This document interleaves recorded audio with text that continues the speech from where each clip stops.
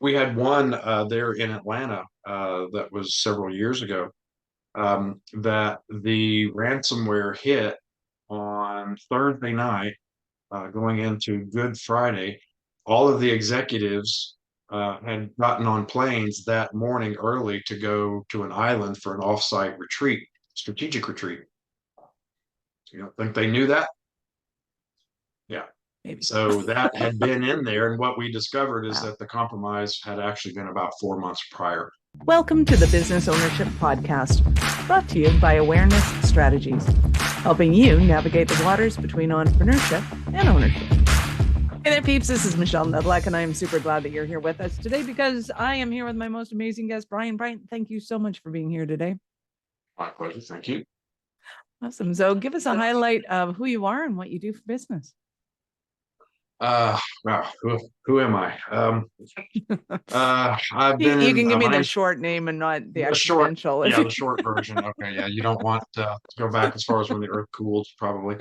Um, yeah, so my name's Bryant Tow. I'm Chief Security Officer for Leapfrog Services. They're a managed IT security provider out of Atlanta, Georgia. I came to them back last fall when they acquired a company called Cyber Risk Solutions that I had been running for 7 years. Prior to that, I was Chief Security Officer for a Fortune 50 and have run professional services and been in the security business for, over 25 years and been in IT since the late 80s, if you can believe that. But yeah, been around a little bit. Wow. So what intrigued you about security as a thing? Yeah, so security was an interesting shift for me. So, like I said, I was in IT first, and by IT meaning I started building computers out of my bedroom when I was in college. There's a much longer story to that that gets more interesting with every beer. But I kind of took that into started a business doing that, and ended up doing a lot of business with the university. I went to Middle Tennessee State and sold that business off before I was old enough to drive a car, or before I was old enough to rent a car, I should say. And bounced around from various, master C&E, doing networking. And then as wide area networks were coming up, I got involved with Cisco. I've had 4 or 5 books published on Cisco stuff by Cybex Book Publishers. Um, and I ended up on a project with a guy that would eventually become one of my dearest business partners, who was former NSA and a security guy. Um, Wow.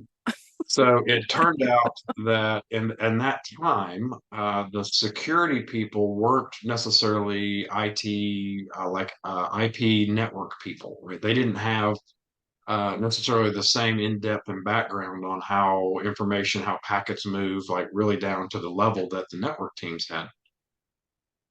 So it was really a nice marriage because my network teams didn't have the security, right? At that time, what was security? There was really no need for it because the threat opportunities hadn't really developed for the actors just yet.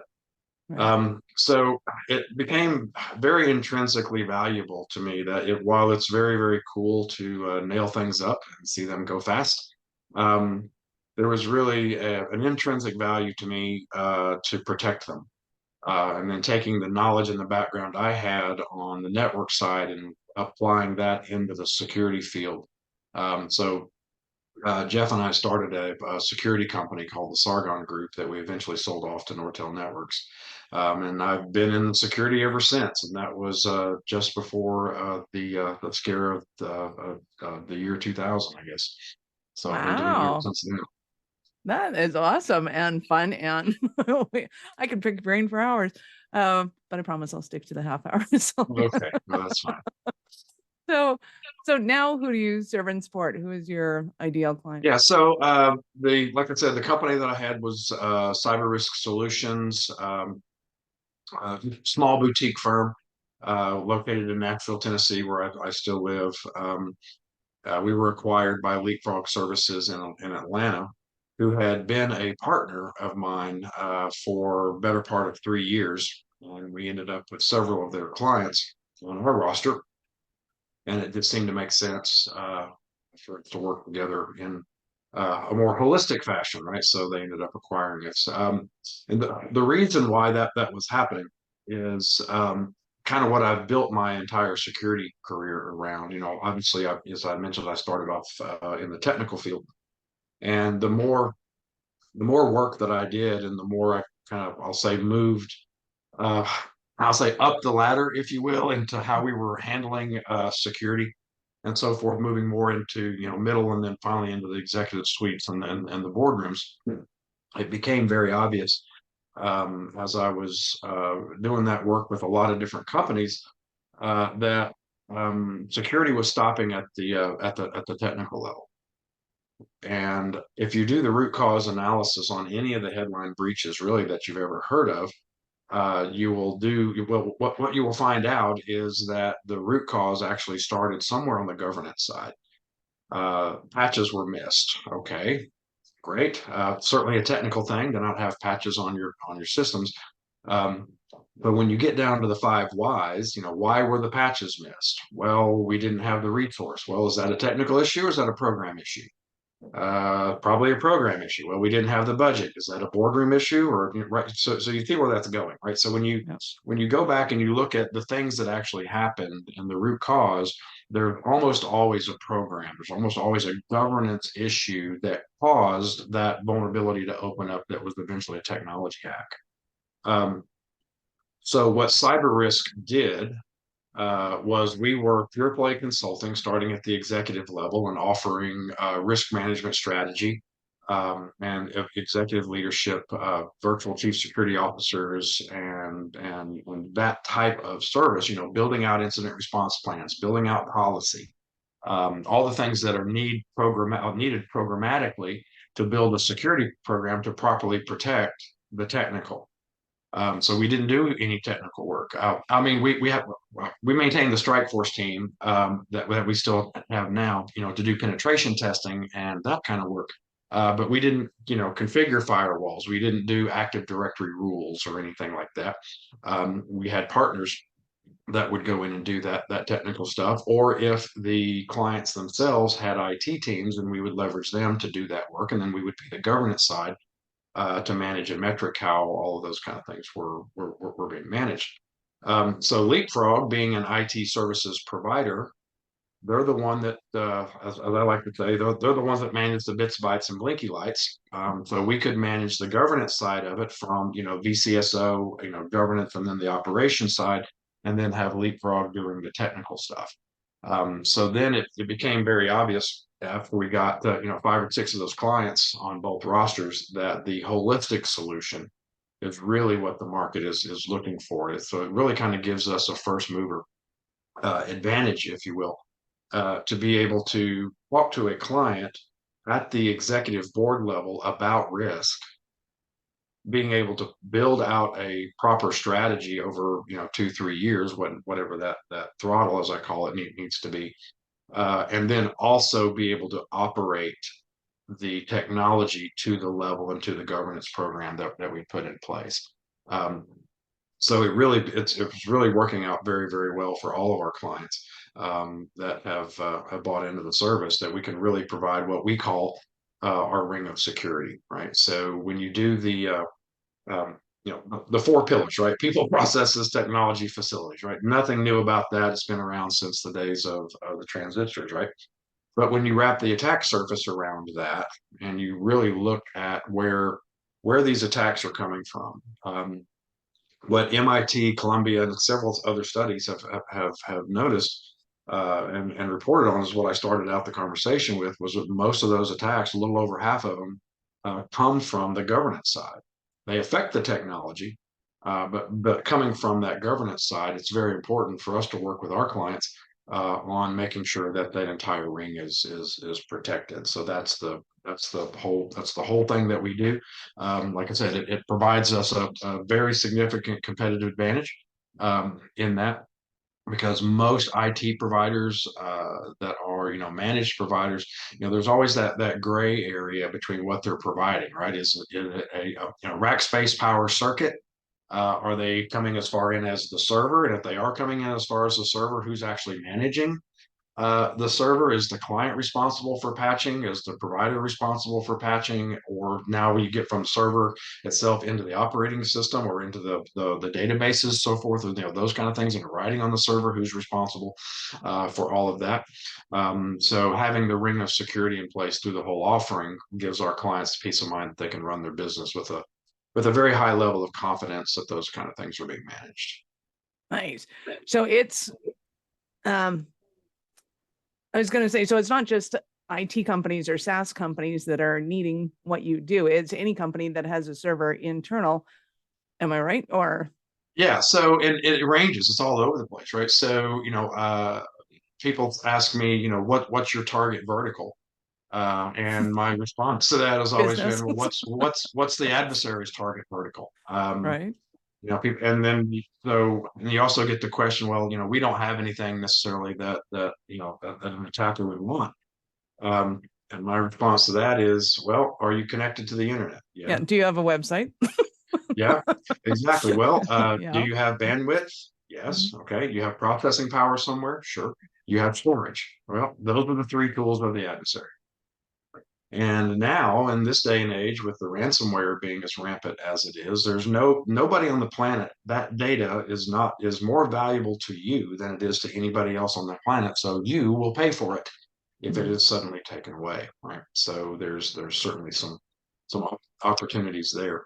Um, yeah, so it just really comes back to having a true holistic approach um, from the board level Mhm. and bank. So if you ask a security person about a holistic approach, they'll say, "Yeah, we have a holistic approach because say business continuity, right? So when you ask that technical person, yeah, well, our systems are up to 5 nines. Yeah, we're good. We are rock solid.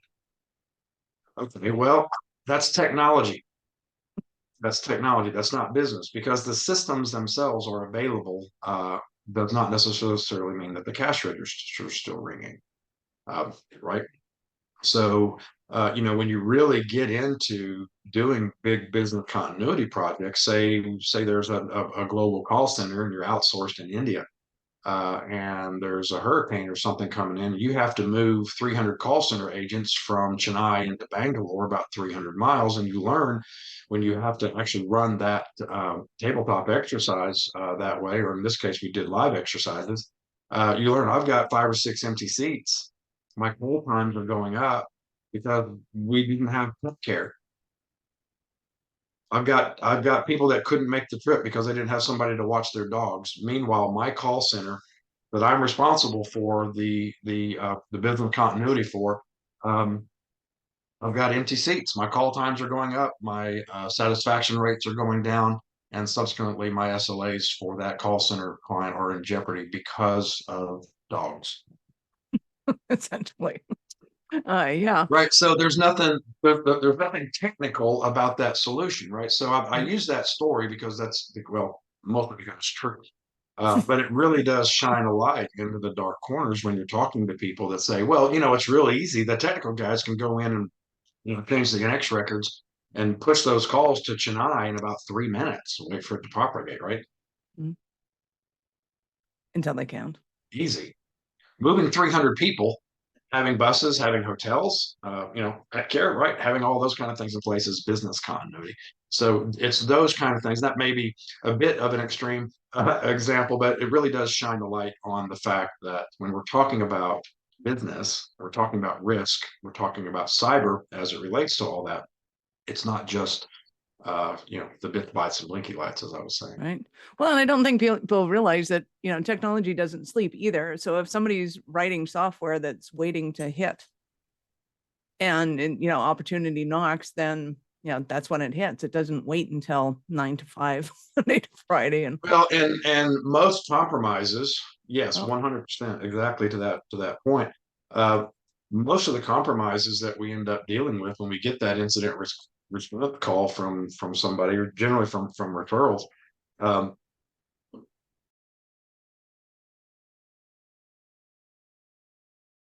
we had one there in Atlanta that was several years ago, that the ransomware hit on Thursday night. going into Good Friday, all of the executives had gotten on planes that morning early to go to an island for an offsite retreat, strategic retreat. You don't think they knew that? Yeah. Maybe. So that had been in there. And what we discovered is Wow. that the compromise had actually been about 4 months prior. And they had been watching the network, waiting for that time for that ransomware to go off and basically encrypt all their systems. And I tell you, there is nothing more, nothing that makes all of this more real than when you walk into when you pull up in front of a building and there's an empty parking lot where there should be roughly 3,000 people at work at 2 o'clock on a Wednesday, right? They're supposed to be at work. All of the IT systems down, the production lines are down, everything's down. There's no work that can be done because of those systems. And you pull up in an Uber, right, to try to help this company out, and the parking lot is completely empty. Oh, that's terrifying. Well, it is, and it's I don't want to say daily, but just it is just It's about pretty much daily a because, daily they don't sleep. a They daily won't. occurrence. That's Yeah. their full-time job, is trying to attack, Right. kill. So when you do, right. So when we did on that particular example, when we do the root cause analysis, okay, all right, where systems had been encrypted, all of the nursing stations had been encrypted, customer check-ins had been encrypted for all of their doctors' offices all over the country. So there's no automated check-in. They were trying to do the best that they could with paper. Um, Surgeries canceled. I mean, go down the list, right? All of those kind of things were happening. So when we finally found the smoking gun, they had compromised the administrative credentials for the backup program, so they could get into the backups and delete all the backups first, to then begin to move laterally to get to the databases, HR systems, and all that to begin to encrypt everything else. The administrator backup password, One, two, three, Bluebird, four. all lowercase, Bluebird. Oh my. That password is compromisable in tenths of a second. Okay, so back to my first conversation. Is that a technical problem? No. No. Is it a No. policy problem? Maybe, maybe not. If the policies were there, if the policies are there and they were being audited, okay. But there should be controls in place for password complexity, two-factor authentication, that kind of thing, especially around backup systems and all that, right? So are you changing system passwords on a regular basis? Is there a password complexity requirement? Is there a password read? I mean, basic basic cyber hygiene would have saved them. I believe the net number from that one was probably somewhere around 25 million in overall losses. So I don't know. Maybe don't use Bluebird for your password. Yeah. Ouch. Ouch. Ouch. Well, and But I, the root cause of that was not a technical failure. It's a human right? failure. It's a process failure. The backup admin was not a security person. They were not properly trained. They didn't really occur to them that could be an attack vector. So we're going to make it easy to log in, and it was his high school mascot.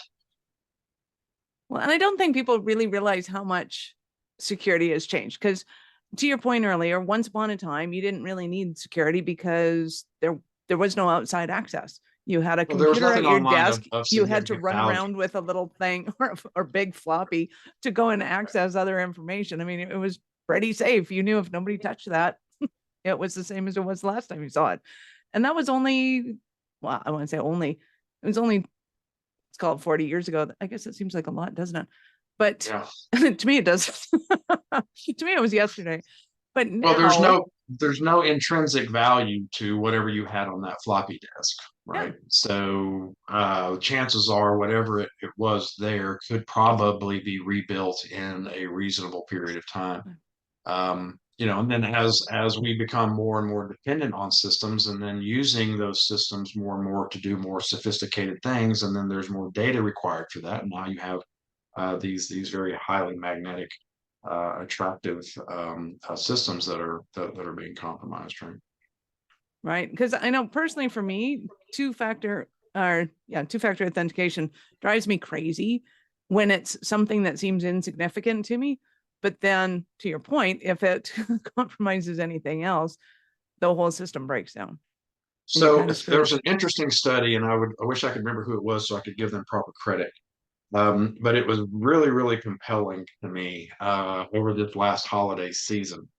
They reported, and I wish I could remember who it was, reported that in their survey, it was in the mid 60% of consumers, and this was the interesting part. It was 60% of consumers that when they were shopping online, if they got to the payment portion, right? So you put the stuff in the cart and then you move on to the payment.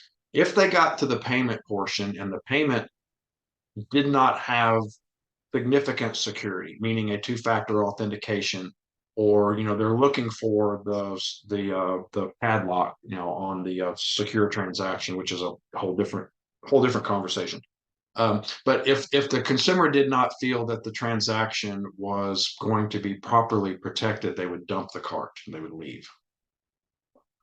That's the first time that number has ever been that high. So what that translates into is that now, for your online web presence, for your web shop and all of that, if you don't have proper security controls, that you're making that consumer feel safe, that their information is going to be safe with you, they won't buy from you. And that is a monumental culture shift into the culture's perspective on cyber security and information protection. That was really, really interesting to me. Just simply for the fact that most people are like, and I use the Target breach from years ago, right? So TJ Maxx stock, dipped a little bit. And they were, oh, well, TJ Maxx is done because they had millions of credit cards and all that kind of thing released. Well, in about 2 weeks, it came back because at the end of the day, people get their card numbers changed, and the credit card companies will cover the loss. So the mitigation for that's fairly minimal. And Target stock came back bigger and better than ever because at the end of the day, the consumer wants the best value for the best price. And the information security portion of that is negligible as to whether or not it's going to impact them. Of course, that was many, many years ago, but to have come so far now, that consumers are actually dumping their cart online if they don't feel like their information is properly protected. For me, that was just a huge turn in cultural perception of information protection.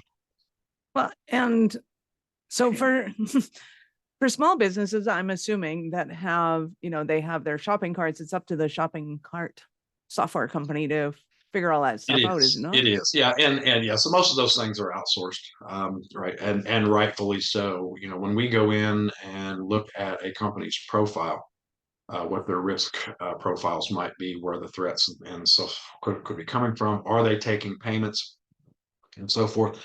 You got to be PCI compliant and all that. The first thing I want to do is reduce that scope that we call it, right? So get that. I don't want to see any of that data. I don't want to tokenize it. I don't want it at all. And if it costs me an extra, percentage point or something, or 2% or whatever the dollar value cost on it is, that cost per transaction is a hell of a lot cheaper than it is for me to have a fully compliant PCI environment. So we let them worry about that, outsource that. I don't want to see it. Let it go that way and let somebody else do that. Now, fundamentally, what we have done is we have not relieved ourselves of that risk. What we have done is we've shifted that risk into a different column of risk called third party. So, you can ask somebody like Five Guys, right? Who got hit not too long ago. Five Guys was outsourcing their credit card stuff, and the credit card company that was handling their payments and transactions, they got hit because they got caught with their pants down. with Paul. So right, so Five Guys, their name is in the paper, right? Or it's kind of showing my age there. Does people do papers anymore? But their name's certainly in the headlines, right? But it was their credit card company that they had outsourced to that had dropped the ball. So where does that liability land, right? Because what we've done is we've taken that governance portion around payment processing and we've shifted that into a third party risk.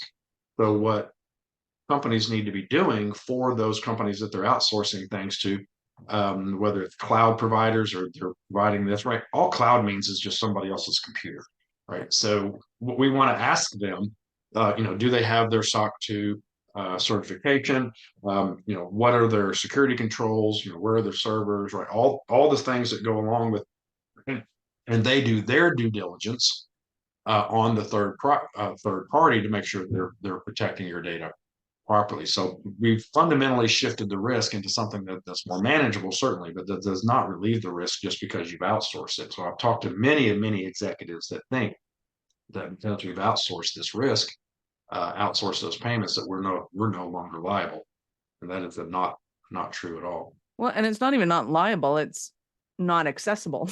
It's like, Yeah, I'm you may not be liable for it, but if it affects your data and it affects your systems, then you have it's not even about accountability or responsibility. It's we need to do something about it to ensure that it's taken care of because we need it taken care of. yeah, exactly. Exactly. And I mean, we talk about, taking payments and you talk about different compliance targets, HIPAA, high tech, pick your alphabet soup for compliance targets.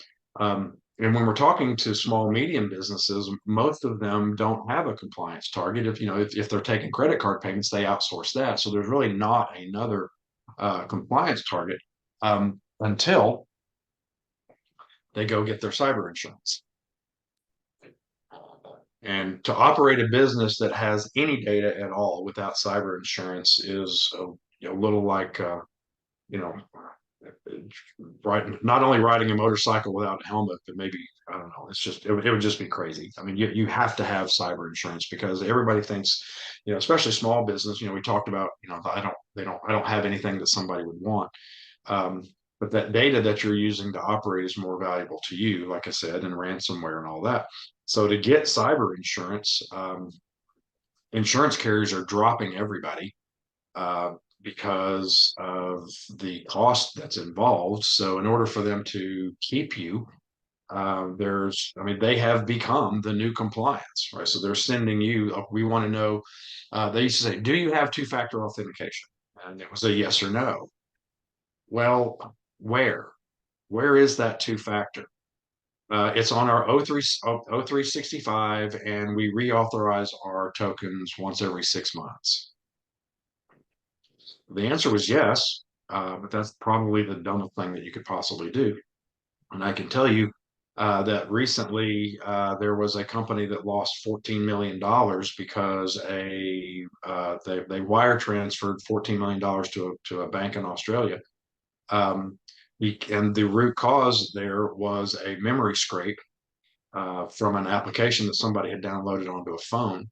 Um, and the application took the token and all that memory. They replayed that back in and then got access, escalated to domain access, and took over and then created store and forward email addresses and so forth, so that when the capital request comes in and it has new wiring information on it, it looks legitimate. So the wiring information sent $14 million to a company or to a bank in Australia. So what's the root cause of that one? Laziness. Well, is it laziness or is it like, how do you trust anyone? Because you're kind of going like, I would have thought if I If downloaded it they off the had Apple Store or if they the had their two-factor and it was through Oof. if it was through Office 365, if they had their two-factor and it was set to 7 days, then those tokens would have been you would have a re-authentication request every 7 days. Yep. At 6 months, those guys had been in there for months and Yeah, able 6 months is a long time for a programmer. yeah, and to establish what would be a new normal. So when that wire transfer went out, it seemed normal. Oh, that If they had, hurts. if they had had, okay, so is that a technical problem? Nah, no. No, it's a management problem. Management didn't want to deal with the hassle. We don't care. Doesn't matter. This is no, we're not doing this. That I have to call or I have to get a text every time I want to do this or once every week. No, way too much trouble. Well, which is too much trouble? $14 million or having to hit your phone once a week. Right? Wow. That is slightly terrifying. So I deal with it. I deal with it every day. People every ask me day. how I, Well, you know, and people things ask are me how I speeding. sleep at night being in the security business. And I say, you know, I sleep just like a baby. I wake up screaming every 2 hours. Because I would think that with everything speeding up and it being easier to program, it's easier to program today than it was 3 months ago. So now you have another added issue that programmers are getting more access to more information faster. So the threats become faster. Is 7 days actually enough anymore? And how do you keep up with the speed of the threats? Well, you bring up an interesting point with the speed of things, and even over the past 6 8 months, with the popularity of the user interface that has finally come to light on artificial intelligence, right? This Chat GPTs and OpenAI and these things, right? Um, and we are seeing even though these AI engines they do everything that they can to not allow their intelligence to be used to develop you know evil things, they can't keep up with it. Well, So there's no way when they you could need a stop that because I mean, you can write a program just to keep a door open. That's not malice but you necessarily until you add something behind that. well but what if you don't have to have the intelligence? What if it's artificial? What if you can just ask the question and have the artificial intelligence write it for you, and then Right. all you do is inject that code into whatever it is that you're doing. So when what you were mentioning, what you brought up about uh, uh, the speed of things being developed, now it's virtual. Now artificial intelligence. I mean, if you need a piece of code that does a particular thing for you know access control or some kind of a man in the middle or something like that, right? You can go to Chat GBT and get 90% of what you need in seconds. Right. You don't have to know anything about it. You just ask the question, it'll spit it out.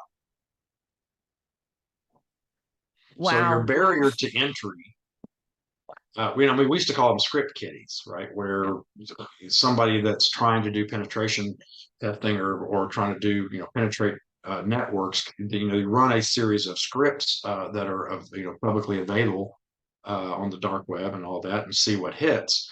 Most of those things have a fairly short shelf life, and that the vulnerabilities that they're going after, generally the patching cycle outruns their capability, right? So as long as if you're keeping things patched, those scripts generally will go stale before they become necessarily usable.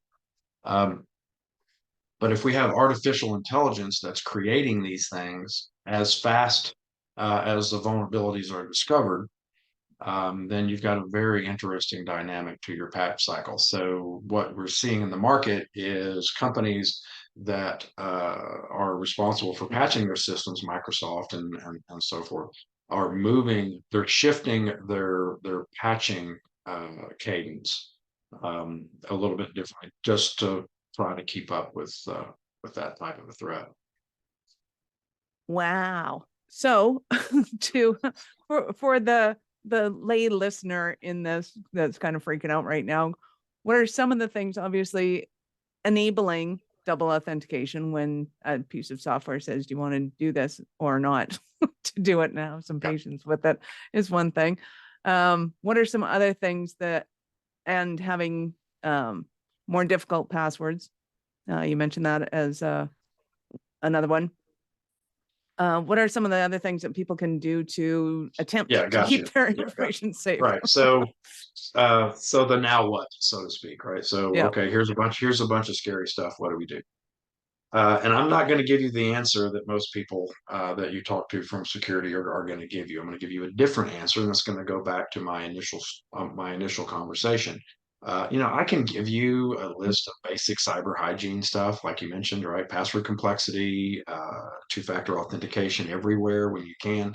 Um, you know, at the end of the day, those are very tactical things that come in as part of an overall program, right? Mhm. So to tell somebody to go on, if you imagine that ring of security that I was mentioning, if you tell somebody two or three things to do to protect a certain portion of that technology, I still left half of your attack surface wide open. So Yeah, that's not tactics will something that can never be. out surprise or outstay strategy. So yes. Well, exactly. And what we see so many times is, somebody listens to a podcast like this, or they read a magazine article or something that says, well, you need to have this type of a firewall and have these type of controls in it. So they go out and they buy that and they spend, hundreds of thousands of dollars in some cases on this protection, not realizing that, yeah, it's fancy and yeah, it does an amazing job of what it does, but in purchasing that technology, you covered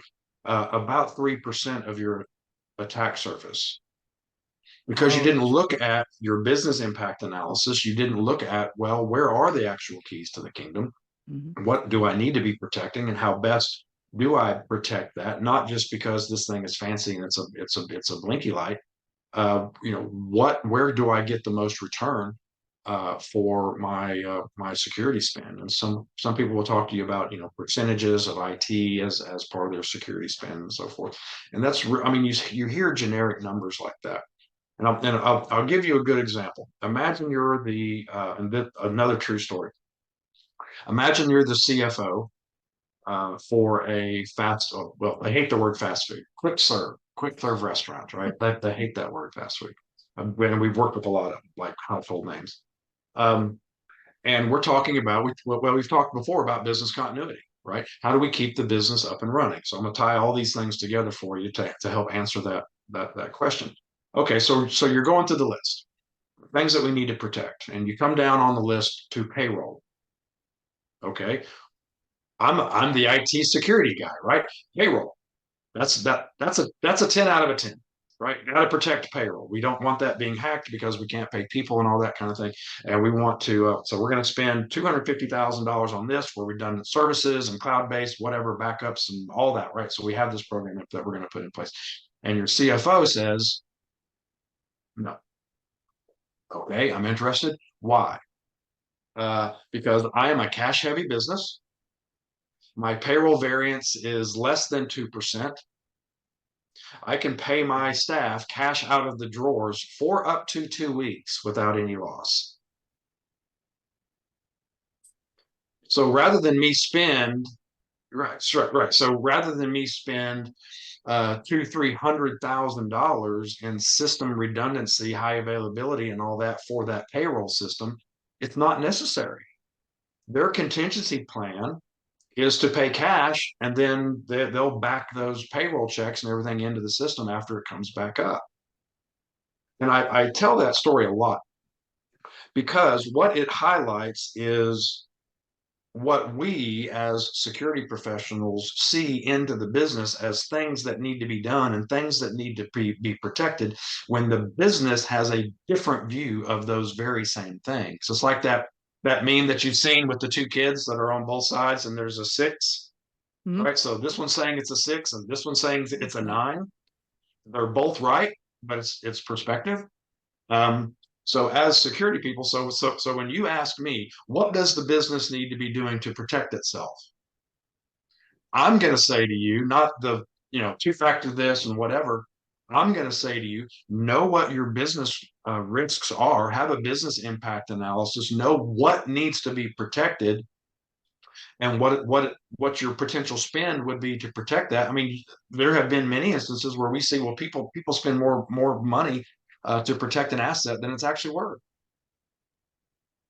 How would you know that if you don't have a proper business impact analysis? So my answer as a chief security officer and the experience that I have is, yeah, I'm going to cover what you were saying for the two-factor and password complexity and all that. And basic cyber hygiene is a given. If you're But as a not doing business, basic you cyber, gotta know what you're dealing with. And I think it comes back to kind of the grade 4 answer is ask more questions than you think you need to, or before you start spending the money. And I think being able to kind of go and, you know, do that work with you to figure out kind of what the bigger picture is, because you just, now I may be wrong. I'm not in security, but I'm thinking if your payroll gets hacked, doesn't that leave everybody vulnerable? Like your bank accounts, their sure. personal information, their addresses, their everything. Yeah, 100%. Yes, absolutely. And don't misinterpret availability with confidentiality, right? Fair Those are enough. two different things. We weren't talking about not protecting payroll. Okay. We were talking about availability of the payroll system, Okay. right? So protecting it behind proper firewalls and intrusion detection and all that. That's one area. Okay. Making it constantly available Oh, is a different area of we'll call it security. Um, yeah, so it's not. You know what? I'm glad you mentioned that because that perspective never really occurred to me that that could be misconstrued as not protecting payroll, and that's not the case. It's not that we're not protecting at all. As a matter of fact, that is a critical key, key to the systems, keys to the kingdom and so forth. Um, so it's not that it isn't protected; it's very, very highly protected. Uh, but in the redundancy that would be put in place to make it available is what we were talking about, right? So when you got talk it. about the security triad, that's and honestly, in my opinion, now outdated. There are several, but we talk about confidentiality, integrity, and availability. That applies. That makes that a little bit easier to understand. That we're talking about availability of the asset, not necessarily the confidentiality of the asset. That's a Got good it. point, though. Yeah, that You was a had me good question. terrified there for a second. Yeah. No, it's an excellent perspective, and I love talking to the people that aren't necessarily security people because their perspective on things gives me a different perspective on what they're seeing and how their interpretation of like just like you interpreted that as me not protecting payroll, and that wasn't the case. So that's actually a very good point. Awesome. So I know our listeners are going to want more from you. How did they start that journey? Real easy. Leapfrogservices.com is the website. I'm on my first name, last name. So Bryant.Tow at leapfrogservices.com is an email. And that's probably the easiest way. Or if you just Google Leapfrog Services, it'll pop up and I'm on the website there under the codes they call us, right? Because we're Leapfrog, so the other executives. Love it. So I'm going to ask you a completely arbitrary left field question now. Those are my Uh, favorite. at what point in life did you know that you're a special kind of crazy enough to think that you could become an entrepreneur? Wow, that is a fantastic question. Okay, well, I tell you what, I'm going to go back. So I told you I started building computers out of my bedroom when I was in college, and Okay. I couldn't spell. I honestly, I don't think I can still spell entrepreneur. Um, so I didn't really know what that meant. But I'm going to answer that okay. So you said when I was probably 20, Okay. give or take. I was in school at Middle Tennessee State University. As I stated, I was working at Sam's Club and their risk management, basic quote selling computers. But basically, you wanted somebody that knew something about computers, and I had information systems 220, so that was me. So I was basically making sure people didn't steal them. And that turned into showing people about computers and teaching them about software, loading up software and doing demonstrations, and basically learned everything that just because I'm that kind of person. Um, I started a company. I went to the general manager. I went to the general manager and I said, you know what? People aren't buying computers out of here because it's a little bit like buying a number 10 can of beans. What do they do with it? It's a commodity type of. Don't even think I knew what the word commodity was at that time. But I said, if I had the capability to when people bought computers from Sam's to go out and work with them and get them set up. I mean, I was installing CD-ROM drives and sound cards right back then, and setting up basic accounting software and and upgrading hard drives and stuff like that. And we went from I think we had 32 stores or so at that time, and we were in the low high 20s for Category 31 office equipment. And in about 3 months, we went to number one. Nice. Well, because people would come in just simply to talk to me about the computers, and people, when's he working? We want to come. And one of my favorite stories there. I don't know how much detail you want to get into, but Yeah. this old farmer guy used to come in and talk to me all the time. Overalls, muddy boots, and had so many questions about computers, and I just absolutely loved it. He came in one day and had in his bib pouch a wad of cash, and he spent almost $5,000 buying computers for his farm and his I don't know, whatever he had. He had like 5 computers that he needed to put all across his farm. And I talked to him for months, and that really gave me a picture of you never know who's going to buy, right? Right. It's this farmer guy. He was just a great old guy. I mean, muddy all over him, and just whatever. And came in, pulled out that wad of cash. Um, we got a new general manager in. I'll finish this up quickly, but we got a new general manager in that was not quite as we'll say aggressive as the one that had blessed me to go back and buy my beeper and get a business card, right, to do my little business thing.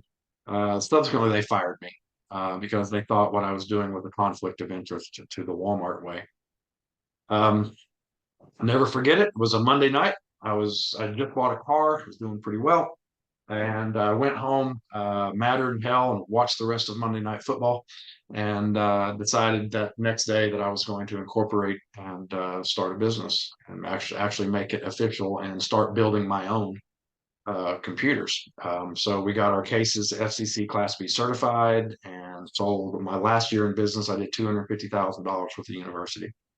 Um, so So to realize, hey, you know what, wake up one day, I'm going to be an entrepreneur, was really more out of, you know, somebody just drained all of the air out, and you're about to suffocate unless you do something. So I just decided I could build these computers as good as what I was selling, Right. and I had a pretty decent little following at that time with several customers, and ran that for four almost 5 years before I got it sold off. Yeah.